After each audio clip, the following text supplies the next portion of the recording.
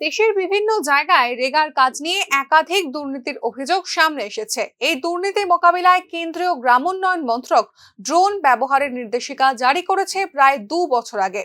সেক্ষেত্রে স্পষ্টভাবে জানানো হয়েছে রেগার কাজে ড্রোন ব্যবহার করতে হবে। তবে এখনো পর্যন্ত ত্রিপুরা এই নির্দেশ মানেনি। 2021 সালে কেন্দ্রীয় গ্রামোন্নয়ন মন্ত্রক রেগা আইনে বেশ কিছু পরিবর্তন আনে।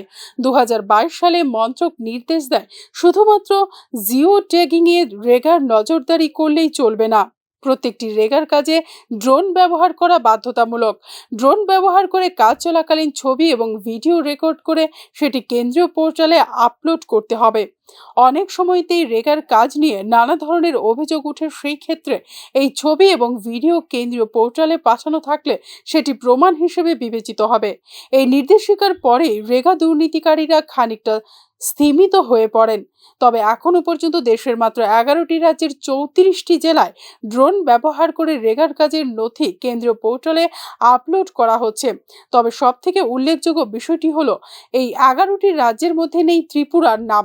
2 বছর পেরিয়ে গেলেও এখনো পর্যন্ত রেগার কাজের রাজ্য ব্যবহার করছে না ড্রোন। রেগায় দুর্নীতি রোধের রাজ্যের 8টি জেলায় রয়েছেন 8জন ন্যায়পাল। রেগার কাজের দুর্নীতির বিচার এই ন্যায়পালেরাই করবেন। রেগার ক্ষেত্রে শতপ্রণোদিত অভিযোগ গ্রহণ করে তার নিষ্পত্তি করতে পারেন ন্যায়পালরা। তবে সেক্ষেত্রে প্রয়োজন যথেষ্ট প্রমাণের, আর সেই প্রমাণ পাওয়া সম্ভব একমাত্র ড্রোন ব্যবহার করা ছবি এবং ভিডিওর মাধ্যমেই। রাজ্যের একাধিক মহল থেকে বারবার রেগার কাজ নিয়ে অভিযোগ উঠে আসে, তার নিষ্পত্তি এ যাবৎ করা সম্ভব হয়নি। তার এক এবং অন্যমাত্র কারণ হিসেবে জানানো হয় রাজ্য সরকার ড্রোন পরিষেবা দেয়নি। যদিও এই বিষয়ে বিশেষভাবে উল্লেখ্য, ড্রোন প্রযুক্তি ব্যবহারের জন্য আর্থিকভাবে কোনো সহায়তা কেন্দ্র করবে না, এই গোটা ব্যবস্থাপনা করতে হবে রাজ্যকেই।